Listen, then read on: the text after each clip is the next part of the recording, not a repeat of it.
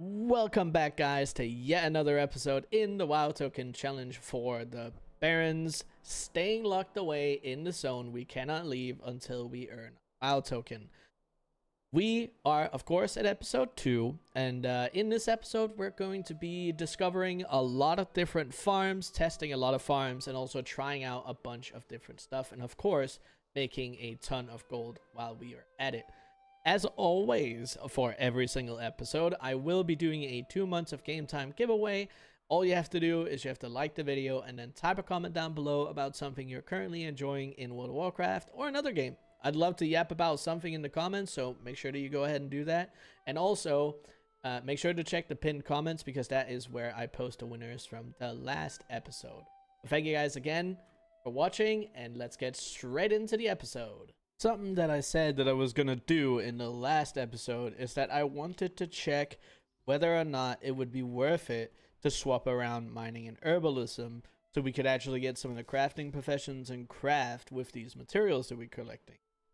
And while there are a couple of semi-interesting items, in terms of at least crafted transmog, I will actually say, besides that, we don't really have any other great options. When it comes to potentially milling some of these herbs, it's very similar to alabaster pigments. The gold difference is either not there or it's so small that it's not even worth our time, because if the price even changes like 1 gold, even, you know, like 1 to 2 gold on the actual pigment itself, we won't have much of any value. And we do get, I mean, there's a couple of different options for what we can actually get. If we do mill the sungrass, for example, we get emerald. Or is it emerald if we get the gold for? There's a little bit of a difference with sungrass because we also get like indigo and stuff. But a lot of those pigments, the emerald, the red, and all that, they're pretty, the ruby pigment as well, they're pretty much the same value, and it doesn't really seem like there's too much wiggle room on those prices, and they haven't moved around too much. So the milling front, probably not worth too much in my opinion. We do have the opportunity to potentially get into making some glyphs, but again, I don't actually think that's too worth it because most of the glyphs that we can actually find don't really have too much value. So swapping around to try and craft some of those for a temporary amount of time, not really worth it, at least for what I want to do. As for all the ore, turning that into bars and whatnot, we have some opportunities for some crafted transmog, but nothing that has particularly insane value. Most of the stuff that we have from classic expansions it's all something that comes along in further progressed stages, when we actually get to use like mithril and some of that stuff that's a little higher, and thorium and whatnot. So I don't think we have too many options on that front. It's still worth it for us to make it into bars, but we can do that with mining by itself. And then with the herbs, we don't have too many options in terms of milling. Certainly not any value that is worth it. Now, I did try and look through on Wowhead to see what kind of recipe usage we had. And overall, for the materials that we're collecting with mining and herbalism, it's kind of a dead zone. So most likely we'll just be, when it comes to the gathering professions, we'll just be literally straight up gathering the materials, maybe turning them into other materials like bars with the ore, and then that's pretty much it. Next on the list is doing 1 full hour of fishing. And we're going to go for the deviant schools here. We can also just get general things like outside of schools, but I'm going to try and go for the School of Deviant Fish. We're going to do it here at the Stagnant Oasis. We're going to do it here outside the Wailing Caverns, and then also here at the Forgotten Pools. If there's ever a time where we cannot get these wonderful schools of deviant fish, we will be going up to the sludge fen and testing our luck on the broken wine bottle. I'm going to do a full hour of that now. I'll show you guys a little bit of it in like a time-lapse sped up version of the content, so you guys can see what we're doing. And then I'll show you what kind of loot that we have after an hour, so you guys have an idea of what is possible.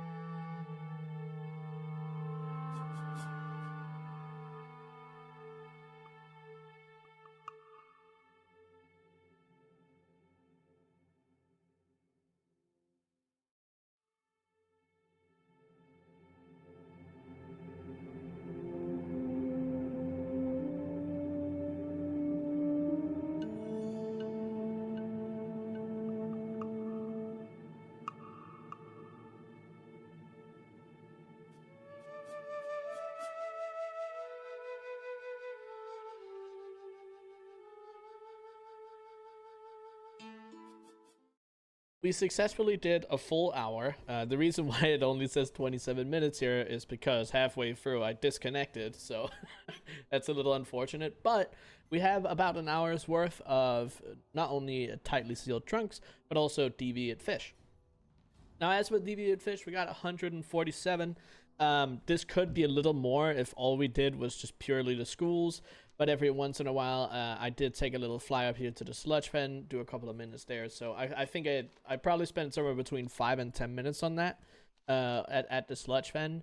So it could be a little bit more in terms of deviate fish if we didn't do that. But it's not a big deal. Using a little bit of time to see if we can get lucky up here is, I think, a good idea. Now, we did also get 12 of these tightly sealed trunks.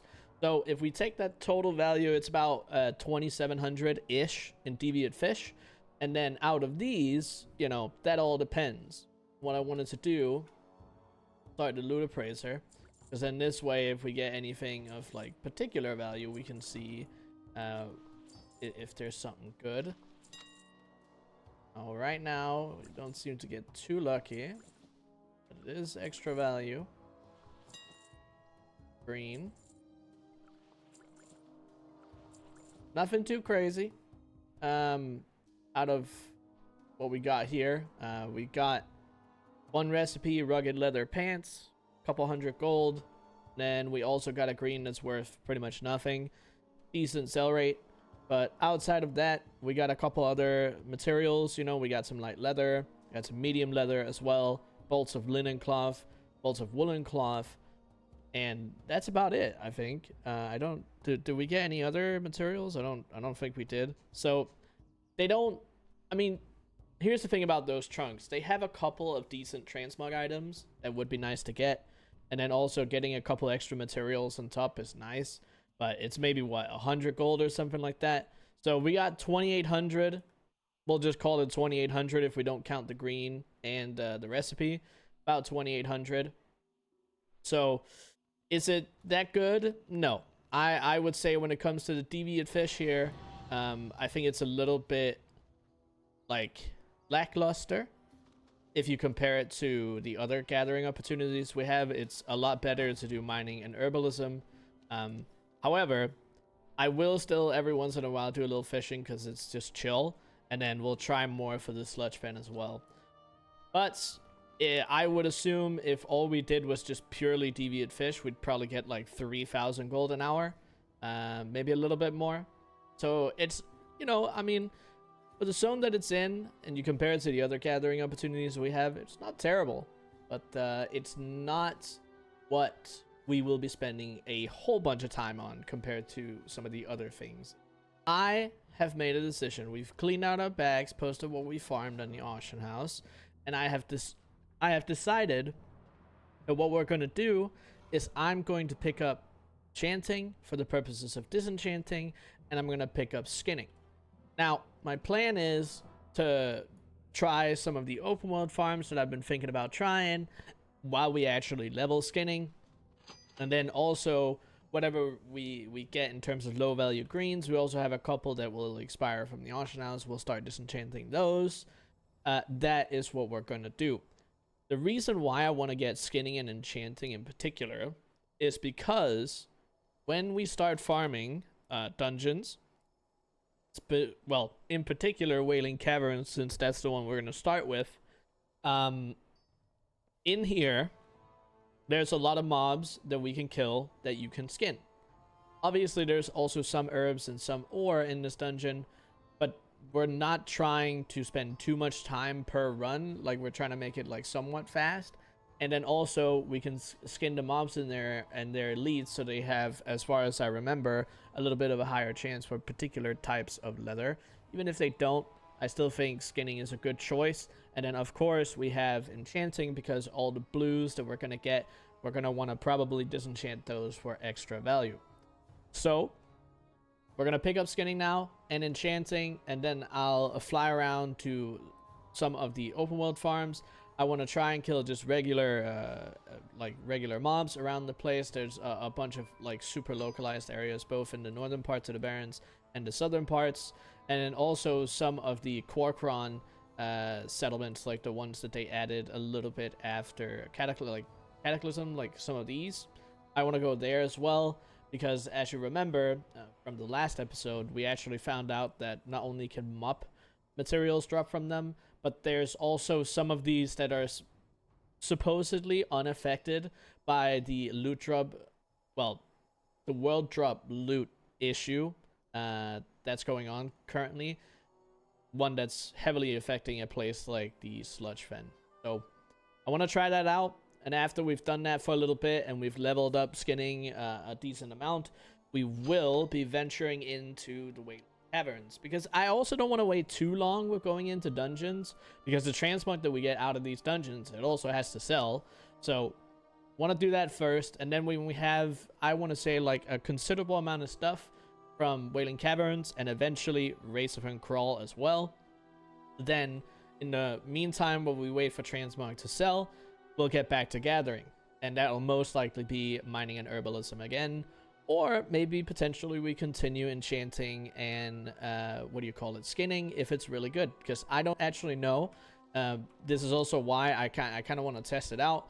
This obviously means that we would have to re-level both herbalism and mining, but I am willing to do it for science. So that's what we're going to do now, and we're going to basically get straight to it. So this is interesting. I had no idea that these bags could drop from these mobs as well. And this, if I can have more than one of these, it does say unique, but maybe potentially there's other bags that can drop from these mobs. I'm going to keep it a little bit of a mystery for myself, because having that's an extra 8 slots. We're definitely going to take that. I was killing some of these Corkrons. Both this spot right here and this spot right here doesn't really have any, skinning opportunities. However, all of these mobs have that same loot table, and they have access to quite a lot of stuff. And as far as I've been able to tell, over multiple times of being around these spots, I've been gathering, it does not seem like it's impacted by the world drop bugs. So if that's the case and they work properly, I will absolutely be checking some of these out, on the side, when we don't even have to consider enchanting and, and skinning as well. So both this spot and this spot right over here, we'll check that out soon. But I just wanted to quickly show you guys that we got a 24 slot bag, because that's a big deal. That's a big upgrade. Interestingly enough, the spot that I wanted to go over to, these Corkron Flamewargs, which are on the same loot table as the other Corkrons. Now, only some of these Corkron settlements around the northern parts of the Barrens have the Mr. Pandaria loot table. And that also goes to show that we're actually getting mist touched leather, which is the leather from Mop. So this one isn't really particularly worth much. We also get these plump intestines, and out of that we get, you know, some trash items that are worth a little bit, and then we also get some gold. Not that crazy. That by itself is definitely not going to be worth it. However, having the opportunity to get Mr. Pandaria stuff and the loot table, and then we can also kill the regular mobs and get some greens, that is really, really nice. This also does mean that we get Mr. Pandaria greens, however, at this spot. And if I wanted to disenchant an item like this, I can. You can see then we get stuff like Mysterious Essences, which is not terrible. Definitely not terrible. But as for an actual farm, this is, yeah, for leather, this is not going to be worth it. Not even close. So we're not going to be spending our time at these Corkrons settlements because it's not worth it for the purposes of that. And it is an easy way to level this up, though. It really is. But I think if we actually want to do some proper skinning, we have to go for the mobs that are actually related to Barrens in itself. I actually think as a general gold farm that this can be good, as I mentioned before as well. And then having skinning as an extra thing is probably going to be very good. But yeah, as far as I can tell, only leather that we can get from these is mist touched leather, so it's not going to be worth it for that alone. So after leveling skinning a little bit in the open world, and what I mean by leveling it, I literally just fly from mob to mob and then find a bunched up section of mobs and then kill them, skin them, and then fly up, and then boom, boom, boom. That's all I'm doing, because I don't think there's any like particular really easy hyper spawn locations, and since we one-shot everything, we also can't really pull things together and stack it up. So I think the best option is actually just flying from mob to mob. Now, there's not that much space in between them, which, you know, that does make it a lot better. We can literally just hop up and down and then sorted. I want to see what I can get out of it. If we do a full hour, I'm going to clean out my inventory, and then I do a little sped up version time lapse so you guys can see how we're farming, and then we'll go over the loots.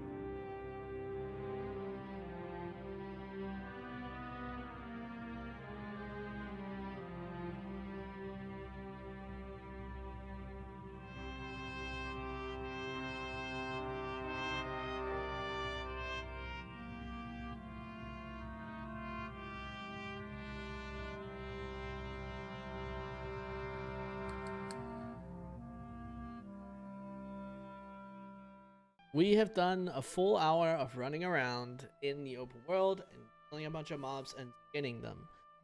And we have a little bit to show for it here. We have 2,400. We have another 2,500 here, so that's 4,900.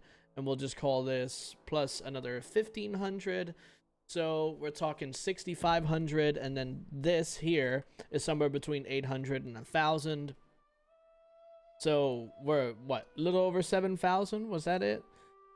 I'm going to just look over it again because I kind of lost track for a minute. But 25 5k, and then yeah, actually yeah, 7,500. That's pretty good. 7,500. It's kind of in the range of what I thought this would be.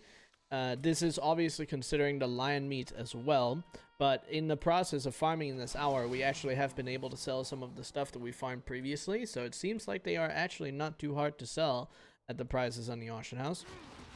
So again, little over 7,000 in materials, and then you can also see all of the greens that we got here.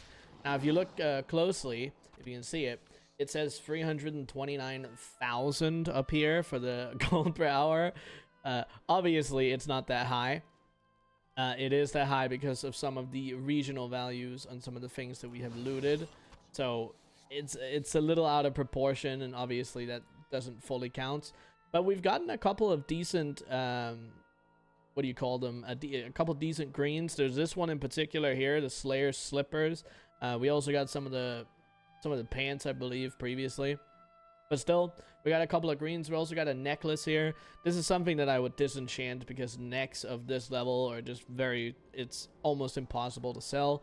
But any of these greens that are under 100 gold, I will just be disenchanting straight up because there's no point in me trying to sell that, because we can also most of the time get more out of the actual enchanting materials that we get out of it.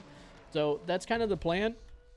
But overall, I mean, if we count the little over 7,000 gold in raw materials, plus all the greens and whatever value they are at, I mean, we're talking a lot of gold here. A minimum of the consistent guaranteed gold of somewhere between 7,000 to 8,000 gold.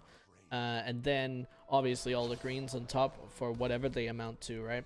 If we were to disenchant them, yeah, we could get some instant gold out of it, a couple hundred gold on top. But obviously we want to sell the transmog if it has some kind of a decent value. But overall, pretty good, man. I'm not gonna lie, this is a lot better than I thought, and it does prove to be better than actually just doing straight up mining and herbalism, which is a little surprising to me for the southern parts of the Barrens. It also is very exciting because this does give us more opportunities for what we can do. So I'm actually going to continue doing this for a little bit longer, and then we'll hold off for doing dungeons for just a little bit, because this way we are able to build up a little bit more of the open world stock. Because as you can see, a lot of this stuff, well, that's an interesting, is that real value? It's not, but still, it's not terrible. It's here's the thing about my server, right? I play on Terran Mill on EU, and because it is a full pub server, there's a lot of transmog that has low value because of competition. But even like having one of these items, and you can sell them for 500, 600, 700 gold, that's still very, very good if they sell relatively fast. So I have no complaints on that front. We've actually gotten quite a lot of greens, so I'm pretty happy with that. But what I was talking about is the fact that we don't have these at all. Like, we don't really have them. Like, we have this helmet in particular, but all the other ones are not duplicates. So filling up a little bit more on the open world drop loot table before we move into the dungeons is something that I want to do. We're going to hold off a little bit. I'm moving into Wailing Caverns and Race Run Crawl. And I'm going to continue doing this, and obviously also killing the rares as we pass by them, because they have a lot of pretty awesome, decent drop rates as well. But yeah, I mean, this just goes to show, if you can make somewhere between, I want to say 7 to maybe 9,000 gold in terms of just consistent materials, depending on how fast you are, the class and everything, whether or not there's any competition, that is really good for an old zone of just solo farming and flying around like this, you know. It's surprisingly good. So happy with it, and we shall continue on our adventures. We have made it to the point in the episode where I want to go over what we have spent in terms of time with the slash played, and I want to show you guys what we have on the auction house right now, and obviously also a look at the mailbox. Right now we are at 8 days, 13 hours, and 42 minutes. Now, if you did not watch the first episode of the Barrens extravaganza here, we made it to, I'm pretty sure it was 7 days and 22 hours. So we've spent 15, 16 hours since then, and we've made a fair bit of progress. I will say, we have I have just reposted a bunch of stuff on here, and you can see we have a bunch of materials that we've farmed up. Some things are pretty high in stacks. We have a lot of medium leather waiting to be sold here. And then we have a lot of transmog.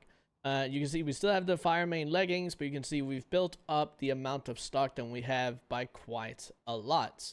I'm really happy with this, and you'll also see here in the mailbox that we've actually been able to sell a decent amount of transmog already, even though we haven't actually had too many pieces on here. Now, my other thing is all of the green items that are under 100 gold, the shirts don't count, but all the other green items that are under 100 gold in posted value, I will be disenchanting. And you can also tell because right around here, we do have some enchanting materials, as you can see. So we have disenchanted some of that. So that is a difference. Now, the progress we've made is, as you can see right here, 28,392 gold. So we are at 29,682, and we are making another 28,390.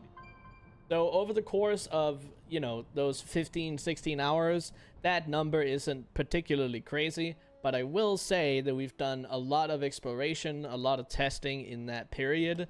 So it hasn't been consistent gold farming the entire time. We've tried a lot of things out. We swapped around some professions as well. We did fishing, all that stuff. And that does change up how much we can actually make. But still, making 28,392 over the course of those, we'll call it 15 hours. It's still around 2k an hour. And considering we haven't had any like insanely big sales, and a lot of the stuff that we have been farming, as I just showed you guys, we still have on the auction house. So anything could change, especially if a lot of this stuff sells. And now that we've figured out the farming rotations, it's only going to go up from here, right? You guys just saw how good the skinning farm was, and I will be doing more of that. And in the next episode, we'll be moving into dungeons as well. And then our transmog stocks will really start building. But anyway, I'm pretty happy with this. As you can tell, we have a good bit of just straight up materials in here. We do actually have some transmog sales. As you can tell right here, we have some smaller versions. Right here we have some grays and some white items actually, and then we have a green piece of transmog here for 1,392 headhunters, buckler of the Aurora helmets, and a satyr's rod, a staff for 904 gold. Pretty cool. We've been able to sell like a couple of transmog pieces already. You can see the nomad tunic here, 300 gold, feral cord, almost 300 gold. Warped leather boots, almost 300 gold as well. 200 gold for the dervish bracers. So we are beginning to sell some transmog pieces as well on top of the materials. You can tell here we have a big old stack of iron ore, and we have some deviant fish. We have a bunch of herbs here. But you can tell that that is what we have been spending a bunch of time on. Now, overall, we are going to make it to, for this episode, boom, 58,075 gold. I'm pretty happy with our progress for episode 2 here. And I mean, to be honest, it's only going to go up from here now that we have a couple of really good farming locations, and also when we start the process of walking into a dungeon. Now, I can already tell you guys right now, without spoiling too much, that we will, for sure, be venturing into Wailing Caverns in the next episode, alongside some other stuff as well. But I hope you guys enjoyed this episode. I hope that you are enjoying this part of the series as much as any other ones. If you did make it to this point, actually, I would like to ask you guys, if you were to pick a zone after the Barrens, would it be Ashenvale? Would it be Stone Talon Mountains? Mulgore does not count because that's another starting zone. Or would it be Dustwallow Marsh or Thousand Needles? So as you can tell, around the Barrens, if we don't count Mulgore, we have Stone Talon Mountains, Ashenvale, Thousand Needles, and Dustwallow Marsh. If you were going to pick one of those zones, let me know which one down in the comments below, and tell me why as well. My plan is further on into this particular season, which is season 2, for the second zone here. I I have a plan to let you guys pick what zone we go into. I'm not exactly sure how I want to do that yet. We'll probably do some kind of poll, or I'll count up certain comments or whatever. But we'll see. We'll see. I think it would just be fun to hear what you guys think for which zone we should go to next. They're all very interesting to me, so I don't really mind whichever one we go to. But again, that is going to be the end of this episode. So, thank you guys for watching, and I'll see you on the next one.